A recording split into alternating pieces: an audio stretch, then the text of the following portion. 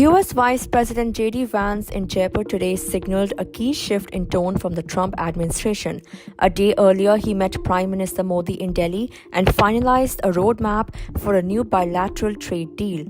What's behind this renewed push, and what exactly did Vance say?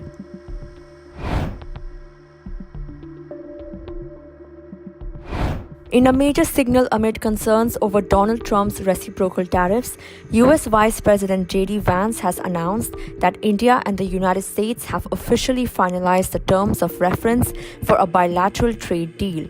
This is a vital step toward realizing President Trump's and Prime Minister Modi's vision, Vance said in Jaipur on Tuesday. It sets a roadmap toward a final deal between our nations. I believe that our nations have much to offer one another. And that's why we come to you as partners looking to strengthen our relationship. Now, we're not here to preach that you do things any one particular way. Too often in the past, Washington approached Prime Minister Modi with an attitude of preachiness or even one of condescension. Prior administrations saw India as a source of low-cost labor on the one hand, even as they criticized the Prime Minister's government, arguably the most popular in the democratic world, and as I told Prime Minister Modi last night, he's got approval ratings that would make me jealous. But it wasn't just India. This attitude captured too much of our economic relationship with the rest of the world. So we shipped countless jobs overseas, and with them our capacity to make things, from furniture, appliances, and even weapons of war. We traded hard power for soft power because with economic integration, we were told, would also come peace through sameness. The announcement comes even as the Trump administration pauses its sweeping tariff regime for 90 days, India being one of the affected countries. According to a senior Indian official, 19 chapters are under negotiation covering tariffs, non-tariff barriers, rules of origin, and customs facilitation. Indian negotiators, led by Additional Secretary Rajesh Agarwal, will travel to the US from April 23rd to draw up a realistic 90-day roadmap towards an interim deal.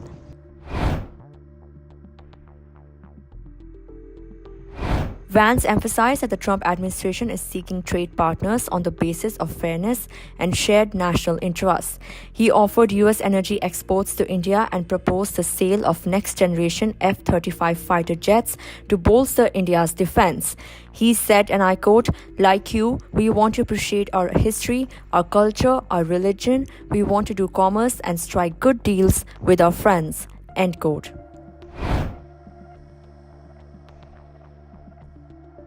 Reflecting on the evolving relationship between the two countries, Vance took a dig at past U.S. administrations. He said, too often in the past, Washington approached Prime Minister Modi with an attitude of preaching. Prior administrations saw India as a source of low-cost labor, even as they criticized the Prime Minister's government, arguably the most popular in the democratic world. And as I told Prime Minister Modi last night, he's got approval ratings that would make me jealous, he added.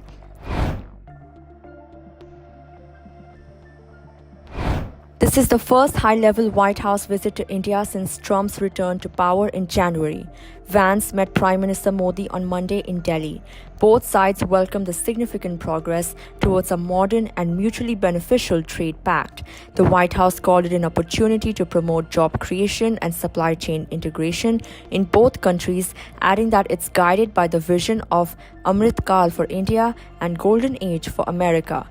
Modi and Vance reviewed outcomes from the January Trump-Modi meeting in the US and the India-US joint statement from February 13.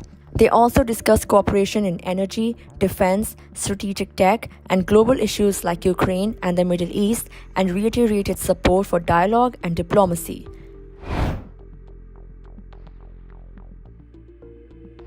In Jaipur, Vance praised India's spirit. There's a vitality to India, a sense of infinite possibility, and there's a pride in being Indian. Vance's visit was also personal. He was accompanied by Second Lady Usha Vance, who is of Indian origin, and their children, Ewan, Vivek, and Mirabel. They were hosted for dinner at Prime Minister Modi's residence on Monday. The family is currently staying at the Rambagh Palace in Jaipur.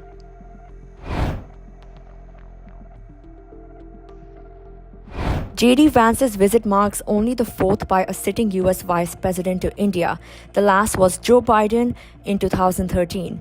Vance's trip is backed by senior Pentagon and State Department officials and includes National Security Council's Ricky Gill, who will participate in the India-US forum organized by the Ananta Aspen Center and MEA.